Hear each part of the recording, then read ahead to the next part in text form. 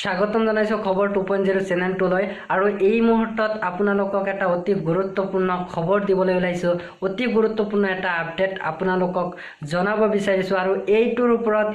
বহুতে কোৱেশ্চন কৰিছে যে এইচএস আৰু hslc এক্সাম কেতিয়া হ'ব বা কেনসেল হ'ব বা কোন কেইটা বিষয়ত এক্সাম পাতিব এই সন্দৰ্ভত বহুতে কোৱেশ্চন কৰিছে আৰু এইটো এটা অতি গুৰুত্বপূৰ্ণ কোৱেশ্চন আৰু ইয়াৰ ওপৰত মই বহুত কেইটা টুইটাৰ চেক কৰিছো বহুত কেইটা টুইট সোৱাৰ পিছত আপোনালোকক মই এই ভিডিঅটো বনাই জনাব বিচাৰিছো যে এইচএস আৰু hslc এক্সাম কেতিয়া হ'ব বা কেনসেল হ'ব নে নাই তাৰ আগতে যিসকল ষ্টুডেন্ট হিসকলক মই ক'ব বিচাৰো যে এক্সাম কেতিয়া হ'ব বা কেনসেল হ'ব না নাই এইবিলাকৰ ওপৰত গুৰুত্ব কমাই দি তোমালোকে পঢ়ি যোৱা ভালকে তোমালোকে নিজৰ সিলেবাসটো কমপ্লিট কৰা এতে তোমালোকৰ লাভ হ'ব পৰীক্ষা যেতিয়া পাতবই আমাৰ এক্সাম দিবই লাগিব এতিয়ালৈকে কোনো এটা এক্সাম কেনসেল হোৱা নাই cbse বোৰ্ডৰ এক্সাম কেনসেল কৰিছিল এতিয়া আকৌ আপডেট আহিছে ইহঁতৰ এক্সাম দিব লাগিব গতিকে এক্সাম কেতিয়াও কেনসেল নহয় হয়তো পিছুৱাব পাৰে গতিকে তোমালোকে পঢ়ি যোৱা নিজৰ সিলেবাসটো কমপ্লিট কৰা আৰু এইবিলাকৰ ওপৰত কেতিয়া পৰীক্ষা হ'ব বা কেনসেল হ'ব না নাই এইবিলাকৰ ওপৰত গুৰুত্বটো কমাই দিয়া বৰ্তমান যেটো পৰিস্থিতি কোভিড মহামাৰী ইয়াৰ ওপৰত লক্ষ্য কৰি যদি মই কওঁ এক্সাম পিছুৱাৰ সম্ভাৱনা বহুত বেছি কাৰণ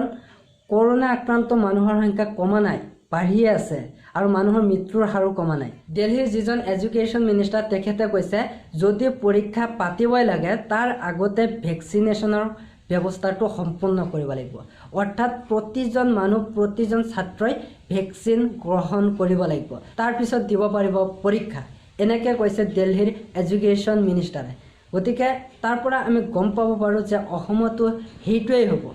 ভ্যাকসিনেশনৰ ব্যৱস্থাটো কমপ্লিট হোৱাৰ পিছতহে এক্সাম পাতিব হয়নে নহয় আৰু অসমত বৰ্তমান 11% মানুহে ভ্যাকসিন গ্ৰহণ কৰিছে আজিলৈকে গতিকে আৰু বহুত মানুহ ভ্যাকসিন ল'বলৈ বাকি আছে গতিকে সববিলাক মানুহ ভ্যাকসিন গ্ৰহণ কৰাৰ পিছতহে এক্সাম ল'ব এনেকৈ কৈছে দিল্লীৰ এডুকেশ্যন মিনিষ্টাৰে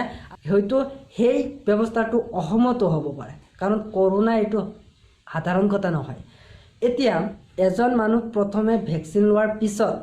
যেতিয়া দ্বিতীয়বাৰত ভ্যাকসিন ল'ব তাৰ পিছতহে গম পোৱা যাব তেখেতৰ সংক্ৰমণ কমিছে নে বাঢ়িছে আৰু তেখেতৰ ইমিউনো সিস্টেমৰ পাৱাৰ কিমান বাঢ়িছে তাৰ পিছতে গম পোৱা যাব আৰু এবাৰ ভ্যাকসিন লোৱাৰ পিছত দ্বিতীয়বাৰ যেতিয়া ভ্যাকসিন লয় কমসে কম 40 দিন মূৰতহে ভ্যাকসিন ল'ব পাৰিব গতিকে আমাৰ হাতত এতিয়ালৈকে বহুত সময় আছে ভ্যাকসিনেশনৰ ব্যৱস্থা কমপ্লিট হ'ব আৰু মানুহৰ সংক্ৰমণ বা ইমিউনো সিস্টেম চেক কৰিবলৈ মাজত এটা ভালেই সময় পোৱা যাব তাৰ পিছতে এক্সাম পাতিব তেনেকৈ আমি ধাৰণা কৰিব পাৰি আৰু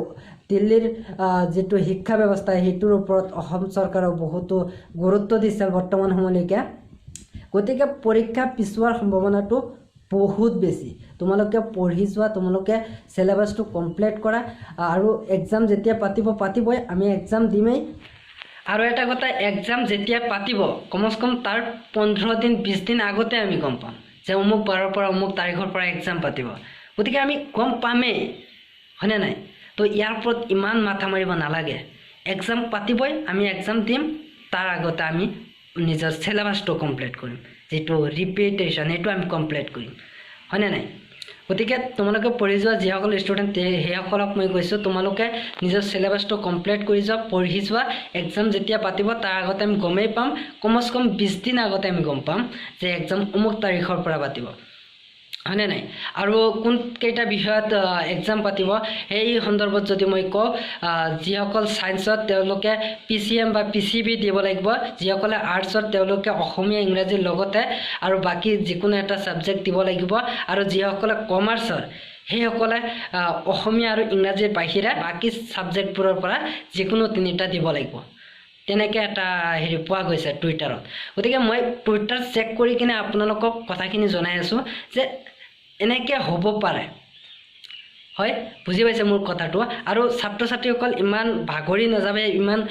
ইমান টেনচন নকৰিবা তোমালোকে পঢ়ি যোৱা এক্সাম যেতিয়া পাতিব তাৰ কমসে কম 15 দিন 20 দিন আগতে আমি গম পাম আৰু সেইমতে এক্সাম পতা হ'ব গতিকে